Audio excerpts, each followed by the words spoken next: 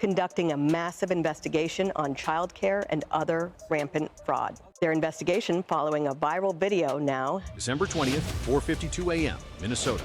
The city was silent, streets empty, snow fell in steady rhythm under amber streetlights. Inside FBI command centers, tactical boards glowed red with target locations, radio frequencies locked, airspace quietly restricted across 7 counties. This wasn't a drill. Over 420 lbs of fentanyl, 210 kilos of cocaine, 780 suspects, $260 million laundered through shell company. And at the center of it all, a name that should never have appeared in a domestic criminal file. Ibrahim Warsam, age 58. Acting minister with full diplomatic credentials. If you want the full truth about what federal agents uncovered in Minnesota, hit like so. This story reaches more people who need to see it. For nearly 3 years, intelligence analysts had been tracking something unusual: welfare fraud cases spiking in Minneapolis.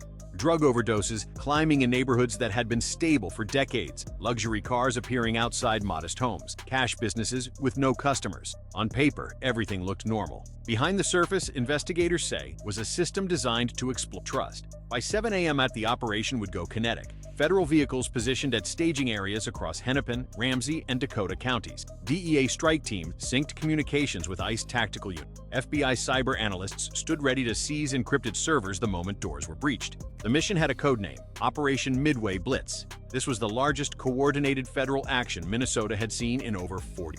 And it was about to expose a network that had been operating in plain sight. The deeper agents dug, the clearer the pattern became. This wasn't about individual crimes. This was infrastructure. At exactly 7 a.m., the first breach order came through encrypted channels. Battering rams struck reinforced doors. Flashbangs lit up darkened hallways. K-9 units swept through commercial warehouses operating under legitimate business fronts. Within minutes, suspects were detained inside luxury apartments, parked SUVs, and private residences where families claimed to know nothing. But the evidence told a different story.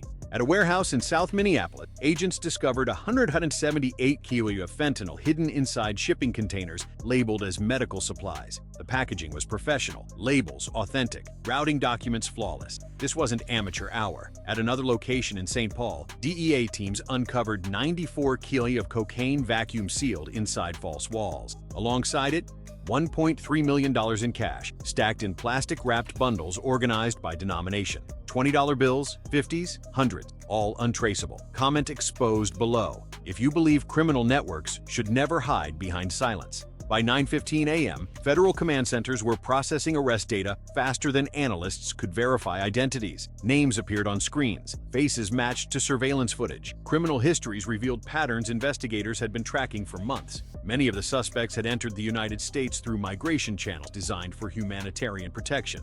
Their backgrounds had been scrubbed clean, records altered, red flags erased before they could trigger scrutiny. Someone had been protecting them. At a private residence in Edina, FBI agents encountered armed resistance. 2 suspects barricaded themselves inside a second-floor bedroom. Tactical units deployed negotiators. Within 17 minutes, both surrendered without shots fired. Inside the bedroom, agents found modified AR-15 rifles, suppressed handguns, and high-capacity magazines still in factory packaging. Beneath the bed, 32 unregistered firearms. This wasn't self-defense. This was an arsenal. By noon, over 550 individuals were in federal custody. Processing centers across 3 counties ran at capacity. Fingerprints, mugshots, interrogations conducted in 8 different languages. And then the real discovery began. Inside a converted office space in downtown Minneapolis, cyber forensic teams seized 14 encrypted laptops, 23 burner phones, and 8 server racks operating independently from civilian networks. The encryption was military-grade, but federal analysts had tools designed for exactly this scenario. Within hours, directories began opening, payment schedule, travel clearances, communication logs spanning 4 years. One file stood out above all others. It was labeled simply, Assets. If this shocks you, hit like now. The file contained names, dates, wire transfer confirmations, shell company registrations across Panama, Dubai, and Nairobi. And at the center of every transaction thread, one name appeared repeatedly: Ibrahim Warsam. On the surface, Warsam was exactly what his credentials suggested: a reformist diplomat, a voice for humanitarian development. He spoke at international forums on migration policy and regional stability. His photo appeared beside UN officials and NGO directors. His reputation was spotless. But investigators had been watching him for 11 months, and what they uncovered would redefine the entire operation. Financial audits identified 62 unexplained transactions linked directly to Warsome-controlled entities. 14 shell companies layered across multiple jurisdictions, each one designed to obscure ownership and intent. The money moved in a pattern: Western Mexico, Panama, East Africa, then back into the United States, disguised as development grants, logistics contracts, and diplomatic consulting fees. Total value: $180 million across 4 years.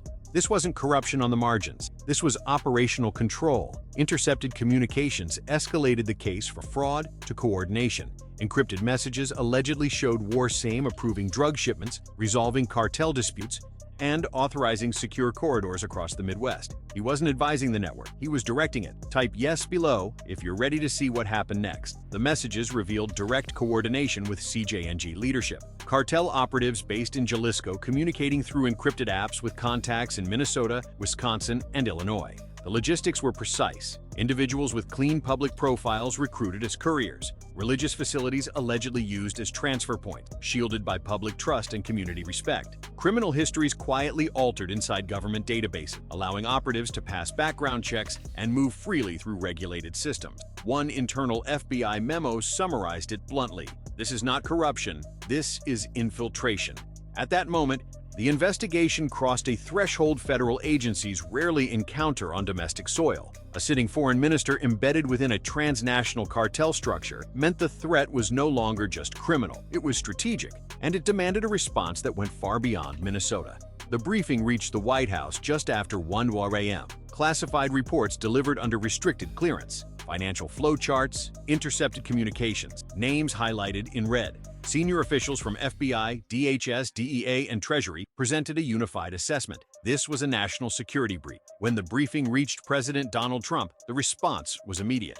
Within 3 hours, a federal action order was authorized, elevating Operation Midway Blitz from investigation to direct national security response. "This is not about politics," the president stated at 6:30 a.m. "This is about protecting American communities and defending our institutions." The order triggered a nationwide alert. Before dawn, 12 high-value targets were designated across Minnesota. Air assets deployed, tactical teams repositioned, jurisdictional barriers removed. Federal agencies were instructed to operate as a single force, and at the center of the operation stood the most sensitive target of all: the private residence of Ibrahim Warsame. Comment: justice. If you believe no position of power should place anyone above the law. At 7:42 a.m., armored vehicles secured the perimeter around Warsame's residence in a gated community outside Bloomington. The property appeared dignified: landscaped garden, stone pathways, an American flag beside the front door. Federal agents stacked at the gate under full tactical authorization. A final confirmation came through encrypted channels. Then the breach order was given. The battering ram struck once. The reinforced door splintered. Agents moved through darkness with infrared optics. Rooms cleared in seconds. Inside, the image collapsed instantly. What appeared to be a dignified residence concealed a hardened command space. In a basement converted into a secured operations room, agents uncovered 117 kilos of heroin and fentanyl, sealed, labeled, and prepared for distribution. Hidden compartments behind false drywall revealed 32 unregistered firearms, modified rifle, suppressed sidearms, high-capacity shotguns still wrapped in factory plastic. Then came the discovery that would accelerate the entire federal response. Behind a bookshelf that required a 4-digit code to release, agents found a climate-controlled server room, 8 encrypted hard drives, meticulously organized, each labeled by year and operation type. FBI cyber units began extracting data immediately. One directory stood out. It was titled Protection Roster. Share this so more communities understand what was happening in Minnesota. The files inside were damning. Records linking 27 U.S.-based officials and facilitators to money laundering, obstruction of justice, and pre-raid intelligence leaks. Court filings altered hours before enforcement actions. Background checks erased from federal databases. Warnings redirected to burner phones that couldn't be traced. The cartel had not purchased protection, it had engineered it. Payments moved in controlled increments: $63,000. $87,000, $124,000, small enough to avoid triggering automated financial alerts. frequent enough to maintain loyalty and silence. The funds were routed through nonprofit organizations, community development projects, and faith-based entities that appeared legitimate on paper. But investigators traced every dollar. Church facilities and cultural centers allegedly used not just for logistics, but for trust. Movement through these spaces attracted minimal suspicion and discouraged law enforcement scrutiny. In several cases, individuals with known gang affiliations and violent criminal records passed federal immigration screenings using identities that had been quietly corrected inside the system. One internal DHS memo described it as administrative laundering. This wasn't a failure of oversight. This was deliberate sabotage from within. By 10:00 a.m., similar scenes were unfolding statewide. DEA teams intercepted chemical shipments tied to fentanyl production facilities operating inside industrial parks. ICE units detained coordinators preparing replacement migration routes through Wisconsin and North Dakota. FBI tactical elements neutralized armed resistance at 2 locations without civilian casualty. Command screens across federal operations centers lit up green. Target after target confirmed secure. If you believe justice matters, comment accountability below. When the tactical phase ended, the investigative phase accelerated. Inside a secured federal facility outside Minneapolis, rows of evidence crates stretched wall to wall. Phones, laptops, ledgers, servers pulled from false walls, buried safes, and encrypted compartments. What agents had seized in a single morning would take months to fully unravel, and everyone in the room understood the same truth. The real damage was hidden in the data. FBI cyber units worked around the clock. Encryption stripped layer by layer. Communication logs revealed years of coordination conducted under diplomatic cover. Meetings scheduled as humanitarian briefing. Instructions disguised as policy memos. Payments routed through charities, logistics firms, and community development funds that appeared entirely legitimate to auditors. Every decrypted file confirmed the same pattern. This network wasn't designed to avoid scrutiny. It was designed to survive it. Financial forensics teams traced the money next. Instead of large transfers, analysts identified hundreds of small, continuous movements: $41,000, $76,000, $119,000. Never large enough to trigger federal reporting threshold, frequent enough to sustain loyalty across multiple layers of protection. Shell companies across Minnesota funneled funds into offshore accounts in Panama and Kenya, then recycled the cash back into the United States as clean investments. Real estate purchases, business acquisitions, luxury vehicle dealerships. On paper, everything appeared legitimate. In reality, it was a laundering engine moving over $260 million across borders. As the data picture sharpened, Minnesota's role became unmistakable. This wasn't just a staging area, it was a distribution hub. Comment your reaction below if this story shocks you. Drugs entered through southern border corridors, moved quietly into the upper Midwest, then dispersed east and north along highways, freight rail lines, and commercial logistics routes. Migrant labor networks doubled as transport infrastructure. What appeared to be ordinary movement was precision supply flow. The human cost surfaced next. Case files revealed vulnerable migrants recruited as couriers, promised money or protection for their families back home. Others were coerced into silence after crossing the border, their identities absorbed into the system, altered or erased from official records. Several names appeared once in database and never again.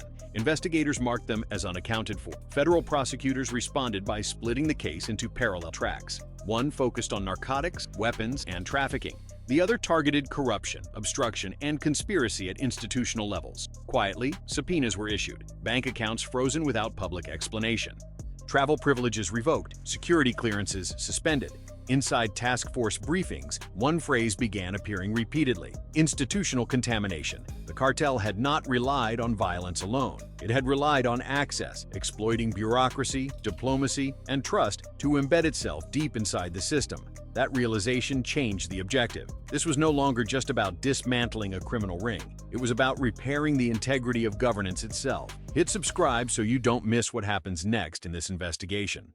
The morning after the raids, Minnesota woke up to a different reality. Outside federal buildings and detention centers, crowds gathered under gray winter skies. Some held signs calling for compassion, others demanded answers. News cameras lined sidewalks as community leaders, activists, and families struggled to understand how a state long viewed as stable had become the epicenter of a national security operation. For many residents, the shock cut deep.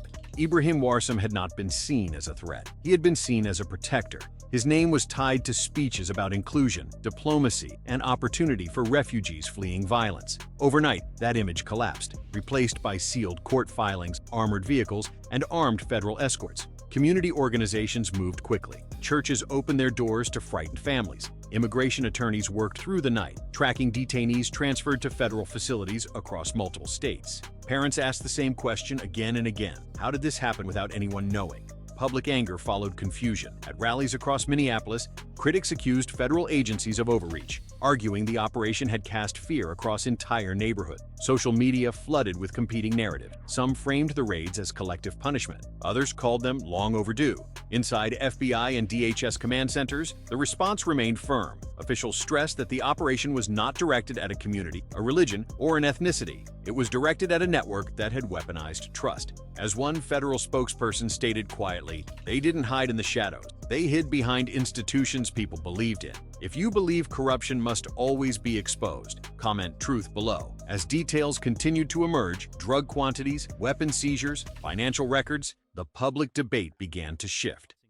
Local outlets confirmed links between seized fentanyl shipment and overdose spikes across the region. Emergency room physicians, speaking anonymously, described the damage that had already been done. Teenagers collapsing in school hallways, parents finding their children unresponsive in locked bedrooms. The fentanyl was so potent, one doctor said, that Narcan couldn't reverse the effects fast enough. Then came the most destabilizing revelation. Reports surfaced that additional local and regional officials were under federal review. No names were released, but the implication alone sent shockwaves through city halls and county offices. Meetings canceled, statements rewritten, silence replaced confidence. Minnesota was no longer debating whether something had happened. It was debating how deep it went. In Washington, federal intelligence was already looking far beyond state lines. Analysts concluded this was not just a domestic criminal case, it was a geopolitical intrusion, a deliberate effort by a foreign-linked cartel to exploit America's openness, humanitarian systems, and institutional trust. The conclusion was blunt. This was about sovereignty. When a transnational network could leverage migration routes, manipulate public institutions, and compromise officials inside the United States, the threat crossed into the realm of national defense. Borders no longer existed only at geography. They existed inside financial systems, legal frameworks, and public trust. Share this video before it gets buried by algorithm. Federal posture shifted immediately. Intelligence sharing expanded with allied governments. Treasury analysts coordinated with international banking authorities to freeze accounts linked to the shell companies. Law enforcement briefings adopted language once reserved for counter-terrorism operations. The objective was no longer disruption alone, it was deterrence. Minnesota became a case study, both a warning and a precedent. It showed how deeply modern criminal networks could embed themselves when they understood the system better than those sworn to protect it. But it also demonstrated what happened when enforcement agencies aligned, intelligence moved without delay, and hesitation was removed. By the second week of Operation Midway Blitz, over 780 suspects were in federal custody. Asset forfeitures exceeded $340 million when property seizures were included. 14 shell companies dissolved. 27 officials placed on administrative leave pending investigation, and the investigation was far from over. Federal prosecutors quietly prepared indictments across state lines: Illinois, Wisconsin, North Dakota, Ohio. What began in Minnesota was spreading outward, exposing connections investigators hadn't even known to look for. The cartel had built redundancy into its operations: backup routes, alternate contacts, secondary financial channels ready to activate if primary systems were compromised. But Operation Midway Blitz had done something the network didn't anticipate. It exposed the protection layer, and without that shield, the entire structure began collapsing inward. If you believe justice is worth fighting for, hit like now. 3 weeks after the initial raids, federal agents executed a secondary operation. This time, the targets were not operatives, they were facilitators. At 5:18 a.m., unmarked vehicles pulled up outside the office of Judge Layla Mahad in downtown Minneapolis. Doors opened, heels clicked on pavement. FBI and DEA agents entered without a sound. A battering ram smashed through the reinforced door. The building shook. Family photos beside an American flag swayed on the wall, a reminder of an oath once sworn, now broken. Judge Mahad had presided over immigration and family court cases for 9 years. Her record appeared impeccable, respected by colleagues, praised for fairness. But encrypted messages told a different story. For at least 6 years, investigators allege Mahad had been altering case outcomes in exchange for cash payments routed through a nonprofit she controlled. Asylum applications approved without proper vetting.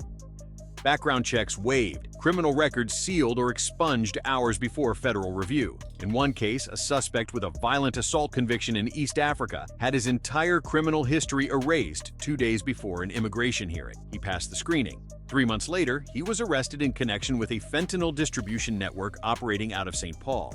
Federal prosecutors described the evidence as overwhelming. Ledgers showing recurring payments labeled as facility fee and consulting services. Bank records revealing midnight wire transfers that cleared without normal scrutiny. Emails between Mahad and network accomplices containing explicit instructions. Clear the transfer, no delay. Approve the application by Friday. Ensure inspection is waived. This wasn't paperwork, this was a system. Type expose if you want the full story to reach more people. Judge Mahad was not alone. By late January, federal indictments named 6 additional officials across Minnesota. A county clerk who altered vehicle registration records to conceal transportation assets. A state welfare administrator who approved fraudulent childcare subsidy, claims totaling $43 million over 3 years. An ICE liaison officer who leaked raid schedules to cartel contacts hours before operations launched. Each one had been carefully recruited, payments calibrated to their access level and risk exposure. The network understood something most criminal organizations overlook. You don't need to corrupt the entire system. You just need to corrupt the right people in the right positions. And for years, it worked, until Operation Midway Blitz tore the veil away. The arrests sent a message that reverberated far beyond Minnesota. In Chicago, federal task forces launched parallel investigations into similar networks. In Detroit, ICE began reviewing thousands of asylum cases processed through suspected compromised channels. In Washington, congressional oversight committees demand hearings. How had this gone undetected for so long? Why hadn't red flags triggered earlier intervention? And most importantly, were there other cities where the same infrastructure existed? The answers, investigators warned, would take years to fully uncover. Because this wasn't just about Minnesota. It was about a blueprint, a model for how transnational cartels could exploit humanitarian systems, infiltrate institutions, and operate with near impunity inside open democratic societies.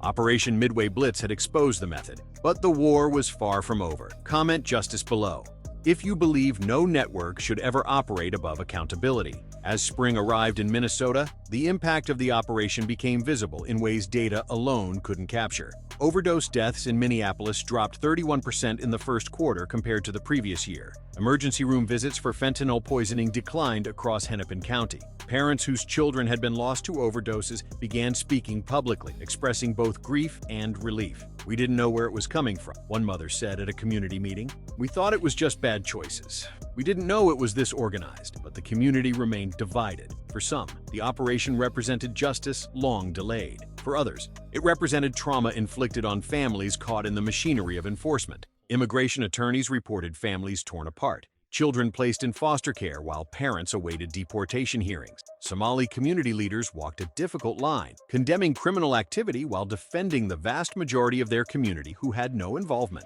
"We are not the cartel," one elder stated firmly at a press conference. "We are the people they exploited." It was a distinction federal officials acknowledged, but in the chaos of enforcement, distinctions often blur. The truth, as it often does, existed somewhere between the narratives. A network had existed, it had caused measurable harm, and it had been dismantled. The cost of that dismantling was borne unevenly across communities that were already vulnerable.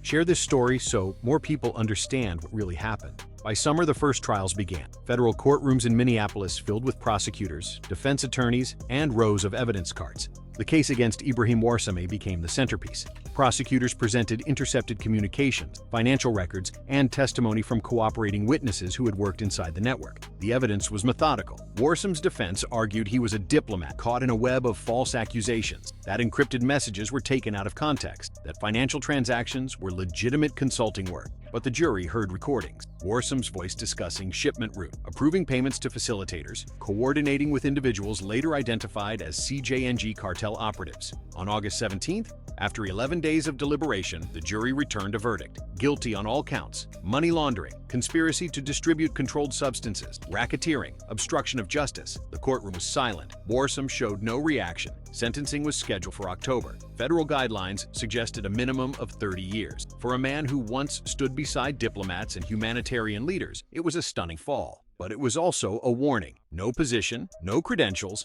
no public image could shield someone from accountability when the evidence was undeniable. Hit like if you believe the system worked the way it should.